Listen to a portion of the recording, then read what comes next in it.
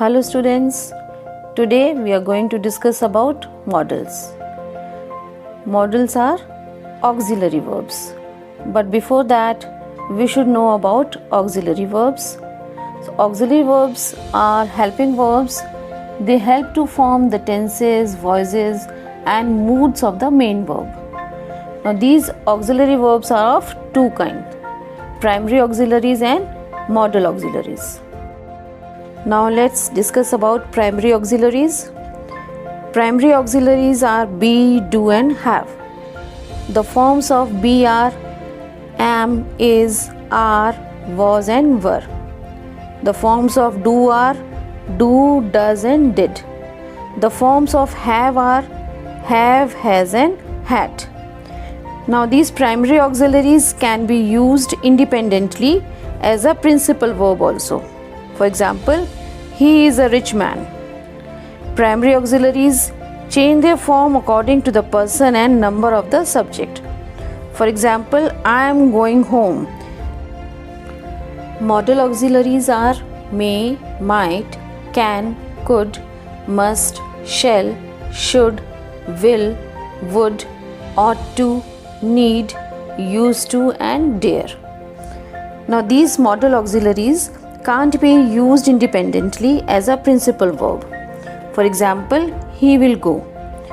Modal auxiliaries do not change according to the person and number of the subject. For example, I will study hard.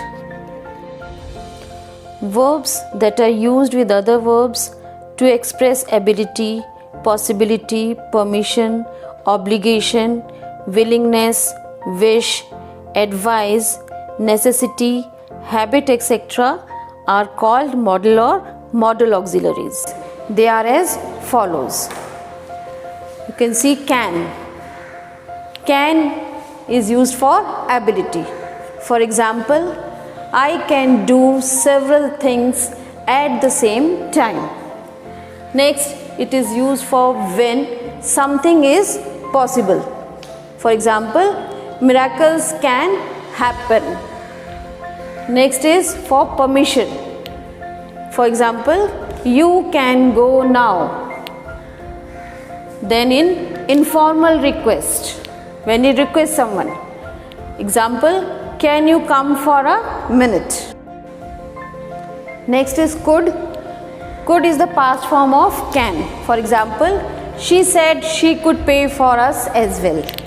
Next is for polite request. For example, could you move your bag please? Next is possibility.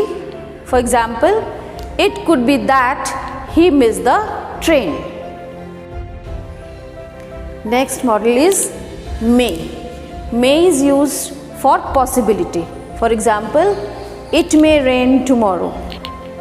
Then it is used for to ask or give permission in a formal way.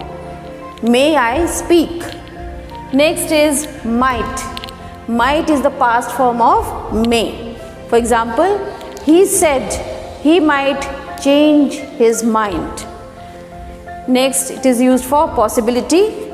For example, this might fall. Our next modal is shall. Shall is used in the future tense for I and we. Shall is also used for questions and suggestions for I and we. For example, for the first one, I shall see him tomorrow. For this one, for question and suggestions, example is let's continue. Shall we? Next is should. Should is used for the right thing to do. For example, she should call the police. It is also used for advice. Example, what should I do? You should stop thinking about it. It is also used for the condition what is likely or expected to happen. For example, we should be back by midnight. Our next model is must. Must means you have to do it. For example, you must obey the law. Next, it is very logical or very likely to happen. For example, they left so early, they must be home by now. Next is must not, in short form mustn't. You are not allowed to do it. For example, you must not smoke in here. Now let's discuss about will. Will is used for future actions or states, not plans. For example, prices will go up next summer. Will is also used for promises and intentions. For example, it's all right, I'll pick it up. Next is would. Would is the past form of will. For example, he told me he would come. Next, it is used for imagined situations. Example, what would you do if you were him? Would is also used for polite requests, offers and invitations. For example, would you please sit down? Would you like some tea? Would is also used to say what you want to do or have. For example, I would like a piece of cake. Next is ought to. Ought to is used for the right thing to do. For example, you ought to apologize. Next is need. Need is used to indicate some doubts or prohibition. For example, need she come tomorrow? No, she needn't. Next, used to for past habit.